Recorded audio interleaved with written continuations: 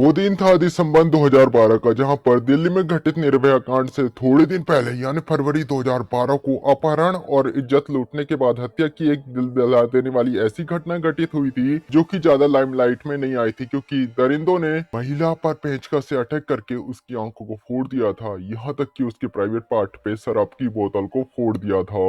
यानी कि दिल दहला देने वाली दरिंदगी उस महिला के साथ करी गई थी। पर हैरान कर देने वाली बात यह थी कि इस महिला को इंसाफ दिलाने के लिए ज्यादा कुछ लोग सामने नहीं आए थे। हालांकि इसके बाद भी आरोपी को पकड़ लिया गया, उन्हें सैजन कोर्ट और दिल्ली हाई कोर्ट से सजा सुनाई गई, पर सुप्रीम कोर्ट का जो निर्णय आया वो हैरान कर देने वाला था। ये पूरा केस क्या था और आरोपी थे कौन और वर्तमान स्थिति उनकी क्या है, सुप्रीम कोर्ट का क्या फैसला आया, सुप्रीम कोर्ट के उस फैसले का उन बेस क्या बताया, आरोपी अभी वर्तमान में कहां पर है, समझते हैं पूरे इस वीडियो में। गाइस, आज हम बात कर रहे हैं किरण नेगी अपहरण और इज्जत लूटने के साथ हत्या केस पर। ये घटना है 9 फरवरी 2012 की, जहाँ पर दिल्ली के कुतुब विहार के फेज 2 में कुंवर सिंह नेगी व्यक्ति अपने पूरे परिवार के साथ रहा करते थे। कुंवर सिंह जो मूल रूप से उत्तराखंड के रहने वाले थे पर काम से सिलसिले में दिल्ली में रहा करते थे। कुंवर सिंह नेगी की आर्थिक हालत काफी ज्यादा वीक थी, वे काफी गरीब थे और वे बतौर सिक्योरिटी गार्ड के रूप में काम किया करते थे। काफी लंबे समय तक सिक्योरिटी गार्ड का काम किया करता था, पर 2012 के आसपास इन्होंने इस जॉब को छोड़ने का सोचा, क्योंकि परिवार की जो बड़ी बेटी थी वह जॉब करना शुरू कर देती है। बेटी जिसका नाम था किरण नेगी। घटना के समय किरण, जिसकी उम्र 19 साल की थी, किरण नेगी जो कि बचपन से ही पढ़ाई में काफी ज्यादा तेज थी, पढ़ाई कंप्लीट करने के बाद उन्होंने एक कंपनी में जॉब करना शुरू कर दिया। किरण का ऑफिस उनके घर के पास कुछ ही दूरी में था, जिसके कारण वह केवल 20 ही मिनट में तुरंत ही ऑफिस पहुंच जाती थी और 20 मिनट में तुरंत अपने घर लौट आती थी।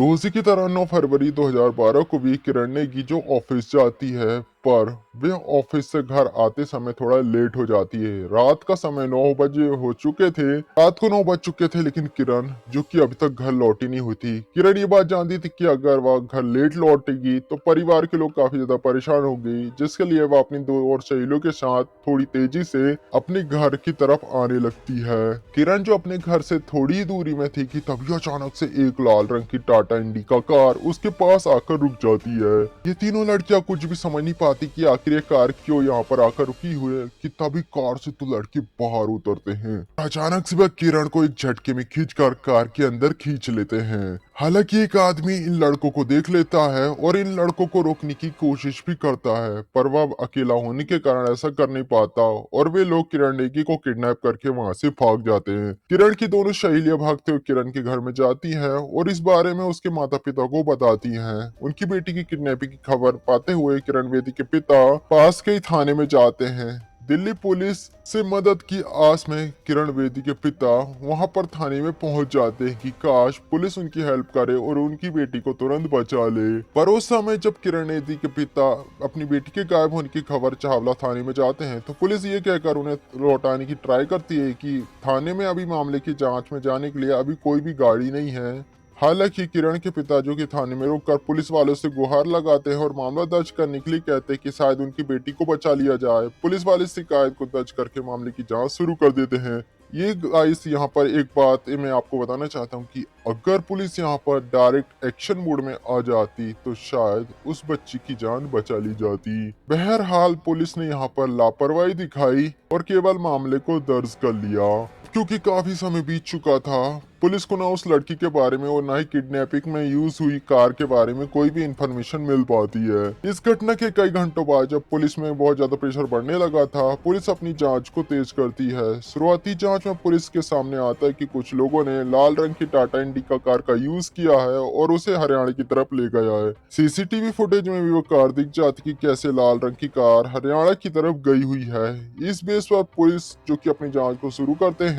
जांच की शुरुआत में पुलिस को लाल रंग की वही इंडी कार भी मिल जाती है, जिसे बाद 24 साल के एक राहुल नाम के लड़के को भी पकड़ते हैं। पुलिस जो कि सबसे पहले राहुल को अपने हिरासत में लेते हैं और फिर वह उसे पूछताछ करना शुरू कर देते हैं। पूछताछ में राहुल, जो कि एक हिला काफी बड़ा राज उनके सामने प्रस्तुत करता है। वो बताता है कि इस कांड में उसके साथ एक भाई रवि और एक दोस्त विनोद भी उसके साथ में था। घटना के बारे में जानकारी देते हुए राहुल उन्हें बताते कि कैसे तीनों ने किरण को किडनैप किया, फिर उन्होंने उसे ले जाकर हरियाणा के रेवाड़ी जिले के रोधाई गांव में ले गए, जहां पर तीनों ने उसके साथ बलात्कार किया और उसकी इज्जत लूटी और उसे फिर उसी हालत में पास के सरसों के खेत में छोड़ दिया। राहुल ने जो बयान दिया था, जिस आधार पर पुलिस अपने तहकीकात को शुरू करते हैं और राहुल के बताए हुई जगह पर हरियाणा के रेवाड़ी जिले में उस गांव में पहुंचते हैं जहां पर किरण रेड्डी को इन्होंने छोड़ दिया था। थोड़ी देर बाद पुलिस को सरसों के तेल से किरण रेड्डी की रात मिल जाती है। लाश की हालत इतनी बुरी थी कि सोचना भी नहीं जा सकता था। आखिर ये इंसानियत, क्या ये एक इंसान का काम हो सकता है? शायद कभी नहीं। इन दरिंदों ने इंसानियत की सारी सीमाओं को पार कर दिया था।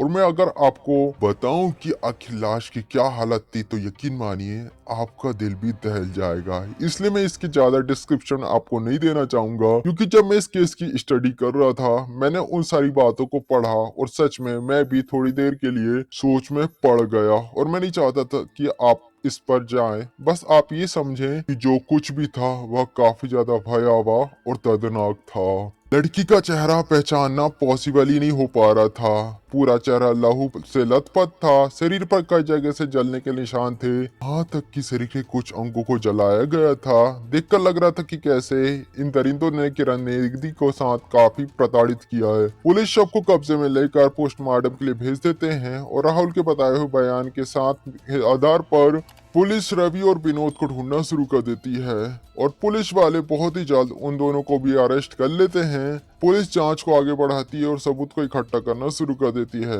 किरण नेगी के सबके पास पुलिस वालों को कुछ सारे बालों के सैंपल मिलते हैं। वहां पर पुलिस को 2 और प्लास्टिक के ग्लास भी मिलते हैं, मोबाइल, मिट्टी के बर्तन के कुछ टुकड़े, एक वॉलेट और कई तरीके के कई सारे सबूत मिलते हैं। और तो और पुलिस कार से और लड़की के शव से डीएनए सैंपल को कलेक्ट करते हैं और तो और उन्हें कई सारे फिंगरप्रिंट भी मिलते हैं। पोस्टमार्टम रिपोर्ट में बताया जाता है कि इन कमीनों ने किरण का अपहरण करने के बाद उसे बुरी तरीके से पीटा और उसके साथ बहुत बुरी तरीके से उसकी इज्जत लूटी और कार में मौजूद लोहे के सरिये और गैस से किरण पर वार किया ताकि उसकी जान ले ले। पुलिस जांच में पता चलता है कि दरअसल इज्जत लूटने के बाद यह आरोपी पीड़िता के बारे में किसी को भी पता न चले, इसलिए उन्होंने उसके सर को पूरी तरीके से कुचल दिया। वहीं पुलिस जांच में बताती है और रिपोर्ट पन्ने की 40 पन्नों की रिपोर्ट अदालत में सबमिट करती है। शुरुआत में ये केस चलता है स्थानीय सेशन कोर्ट में। सेशन कोर्ट में पुलिस जांच रिपोर्ट, डीएनए रिपोर्ट और कई सारे सबूत, 49 गवाह भी इसमें शामिल होते हैं। सारे सबूत और डीएनए गवाह के आधार पर सेशन कोर्ट इन तीनों अपराधी को किरण नेगी के अपहरण के बाद इज्जत लूटने और हत्या का दोषी करार देते हैं और तीनों आरोपियों को सेशन कोर्ट द्वारा मृत्यु दंड की सजा सुनाई जाती है। निचली अदालत में मौत की सजा सुनाए जाने के बाद ये तीनों आरोपी दिल्ली हाई कोर्ट में जाते हैं, जहां पर मामले की सुनवाई कई दिनों तक चलती है और फाइनली 2014 में दिल्ली हाई कोर्ट भी इन तीनों आरोपियों को निचली अदालत से मिले हुई सजा को बरकरारी रखती है। सेशन कोर्ट और दिल्ली हाई कोर्ट से मौत की सजा पाने के बाद 2016 में तीनों आरोपी सजा के खिलाफ सुप्रीम कोर्ट में जाते हैं। ये मामला सुप्रीम कोर्ट में जाता है। केस की फाइल सुनवाई के सुप्रीम कोर्ट में क्योंकि कई सारे केसेस होते हैं, उसी तरीके से ये केस की फाइल भी कई सालों तक सुप्रीम कोर्ट में दबी ही रहती है। ये समय बहुत ज्यादा लंबा होने लगता है तो किरण के पिता खुद इंसाफ के लिए कई जगहों पर भटकते हैं, पर उनकी कोई भी सुनवाई नहीं होती। यहाँ तक कि वे इंसाफ मांगने के लिए दिल्ली की शीला दीक्षित, जो तत्कालीन मुख्यमंत्री थी, उनके पास भी जाते हैं, पर उन्हें इंसाफ नहीं मिलता। बस थोड़े पैसे टुकड़े के रूप में दे दिए जाते हैं। वो भी अमाउंट था 1 लाख रुपए। जैसे कि 1 लाख रुपए में उनकी बेटी उन्हें वापस मिल जाती या फिर उनके कलेजे को ठंडक मिल जाती। शायद यही तो होता है समाज में। यहाँ तक कि उन्हें ये भी बताया जाता है कि ये घटनाएं तो होती रहती हैं और इस तरीके के व्यवहार से तंग आकर किरण के पिता जनता की तरफ रुख करते हैं। वह लोगों से अपील करते हैं कि वह उन्हें साथ दें, पर बहुत ही कम लोग उनके साथ आते हैं। बहुत साल बीत जाते हैं और सुप्रीम कोर्ट में मामले की सुनवाई शुरू होती है। पर गाइस, जब सुप्रीम कोर्ट में जब मामले की सुनवाई होती है, सब कुछ हैरान कर देने वाला था, क्योंकि सुप्रीम कोर्ट में अचानक ही केस बदलने लगता है। दरअसल केस का रुख जिस तरीके से सेशन कोर्ट और हाई कोर्ट में रहा, उसका जस्ट उल्टा ही सुप्रीम कोर्ट में नजर आ रहा था। सुप्रीम कोर्ट की सुनवाई के दौरान पुलिस की कई सारी खामियां सामने आती हैं। सुप्रीम कोर्ट द्वारा दिल्ली पुलिस को डांट कराई जाती कि किरण के पिता जब शिकायत लेके थाने में गए थे तो पुलिस ने आखिर मामले की तत्काल जांच करने से इसलिए मना कर दिया था क्योंकि थाने में कोई गाड़ी नहीं थी, बल्कि ये काफी बड़ी लापरवाही रही। सुप्रीम कोर्ट में ये भी बात सामने आती है कि हरियाणा के रेवाड़ी में जब किरण की लाश मिली थी तब पुलिस ने वहीं पर बॉडी की गहराई से जांच नहीं करी, जिसके कारण पुलिस ने कई सारे दावे अपनी रिपोर्ट में करे पर उसके सबूत अदालत में पेश कर नहीं पाई। इस तरीके के मामले में डीएनए सैंपल के कलेक्ट करने के बाद उन्हें जांच के लिए भेज दिया जाता है, पर इस मामले में पता चलता है कि शालवा थाने में डीएनए सैंपल को 10 से 11 दिनों के लिए छोड़ दिया गया और उसके बाद जांच के लिए भेजा गया। डीएनए जांच में बहुत ज्यादा समय लगाया गया है। इस बारे में दिल्ली पुलिस से सवाल पूछे जाते हैं पर वे जवाब नहीं दे पाती। डीएनए के साथ साथ वारदात में यूज हुए कार को दिल्ली पुलिस तुरंत ही फॉरेंसिक जांच के लिए नहीं भेजती है। वह कार भी लंबे समय तक थाने में ही खड़ी रहती है। पुलिस ने जो 48 गवाहों को निचली अदालत में पेश करे थे, पता चलता है कि उनमें से केवल 38 ही गवाहों के बयान दर्ज कराए गए थे। पूरी ही जांच में दिल्ली पुलिस को सुप्रीम कोर्ट से बहुत बड़ी फटकार तब लगाई जाती है जहां पर सुप्रीम कोर्ट का कहा जाता है कि कैसे आरोपियों की पहचान करने के लिए जो शिनाख्त परेड होती है वह भी दिल्ली पुलिस द्वारा नहीं कराया गया, कि एक ऐसी पहचान जहां पर कई सारे लोगों को बीच में खड़ा कर दिया जाता है और आरोपियों की पहचान करी जाती है। इस तरीके की परेड द्वारा दिल्ली पुलिस ने आरोपी की पहचान नहीं करी थी। इस तरीके से सुप्रीम कोर्ट की जांच में दिल्ली पुलिस की कई सारी खामियां सामने आती है और अदालत में पूरा ही केस काफी ज्यादा वीक पड़ जाता है। कहा जाता है कि जैसे कि कानून अंधा होता है जो कि सबूतों के आधार पर ही चलता है, चाहे क्राइम कितना ही बड़ा क्यों ना हो। सभी लोग जानते हैं कि आप क्रिमिनल हो, अगर आपके खिलाफ सबूत नहीं है तो आपका कोई कुछ भी नहीं बिगाड़ सकता। यही तो है अंधा कानून। इस मामले की सुनवाई के बाद नवंबर 2022 में सुप्रीम कोर्ट निरंजन नेगी अपहरण हत्याकांड के तीनों आरोपियों को राहुल, नबी और विनोद को बेगुनाह बताती है और इस मामले से आजाद कर देती है। सुप्रीम कोर्ट के इस फैसले के बाद सभी लोग हैरान थे कि आखिर जिस लड़की के साथ इतनी बुरी हरकतें हुई, दरिंदगी हुई और मानवता की सारी सीमाएं पार कर दी गई और उसके कातिलों को इस तरीके से छोड़ दिया गया। और जैसा कि कहा जा रहा है कि सुप्रीम कोर्ट की जांच में दिल्ली पुलिस की कई सारी खामियां सामने आई थी, जिस आधार पर सारे आरोपियों को आजाद कर दिया गया। सुप्रीम कोर्ट ने यह भी कहा कि कैसे पुलिस ने जिस कार का यूज किडनैपिंग के लिए यूज करने का दावा किया था, उस कार का नंबर प्लेट की पहचान करने के लिए दिल्ली पुलिस कोई भी गवाह अदालत में पेश नहीं कर पाई। यहाँ तक कि जो आई विटनेस होते हैं उनसे कई सारे क्रॉस एग्जामिनेशन कराए जाते हैं, पर पुलिस ने न ज्यादा क्रॉस एग्जामिनेशन करवाया न ही उनके ज्यादा बयान को दर्ज करा।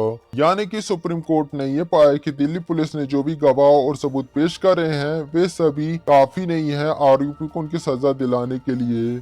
हालांकि सुप्रीम कोर्ट का ये फैसला काफी ज्यादा आलोचना का विषय बन गया। सुप्रीम कोर्ट में पुनर्विचार याचिका भी दायर की गई, पर ये याचिका खारिज हो गई और ये तीनों ही आरोपी इस मामले से बरी हो चुके हैं। इस फैसले के बाद दिल्ली पुलिस पर कई सारे सवाल खड़े हुए कि हो सकता है कि इस अपराध को इन तीनों ने अंजाम नहीं दिया तो आखिर किरण के साथ ये सब किसने किया, आखिर किरण का गुनहगार कौन है और इसका जवाब कब मिलेगा। शायद किरण, जिसे कभी भी इंसाफ नहीं मिल पाएगा। गाइस, क्या सोचना है आपका इस केस के बारे में? गाइस, हालांकि सजा देने का काम तो सुप्रीम कोर्ट का है, पर मैं काफी ज्यादा भावनात्मक हूँ और मैं किरण के कातिल को इतनी आसानी से तो नहीं छोड़ता। मैं तो उनके हाथ पांव कटवा देता। बहरहाल, मैं न्याय सुनाने वाला कोई नहीं, न्याय तो सुनाता है सुप्रीम कोर्ट और आपने देख ही लिया सुप्रीम कोर्ट का न्याय, जिसका सार ये निकलता है कि अगर सबूत है तो आरोपियों को सजा मिलेगी, वरना वे आरोपी नहीं है, चाहे उन्होंने क्राइम किया हो या ना किया हो, चाहे उन्होंने क्राइम ही क्यों ना किया हो। वैसे भी हम कर ही क्या सकते हैं, केवल कानून पे भरोसा के अलावा। गाइस, क्या सोचना है आपका इस केस के बारे में? मुझे कमेंट बॉक्स में जरूर बताइएगा। मैं उन कमेंट को जरूर पढ़ूंगा और अपने ओपिनियन जरूर शेयर करेगा। गाइस, जैसा कि आप सभी जानते हैं, वीडियो अच्छा लगा वीडियो को लाइक कर, चैनल को सब्सक्राइब करें और इसी तरीके की वीडियोस के लिए मेरे चैनल को सब्सक्राइब करें। जैसे कि आप सभी जानते हैं कि मैं इस तरीके की कई सारी क्राइम की घटनाओं को इस चैनल में अपलोड करता हूं, ताकि आप सतर्क रहें अपने जीवन में और दूर रहें क्राइम की घटनाओं से। तो गाइस मिलते हैं नेक्स्ट वीडियो में, तब तक के लिए बाय।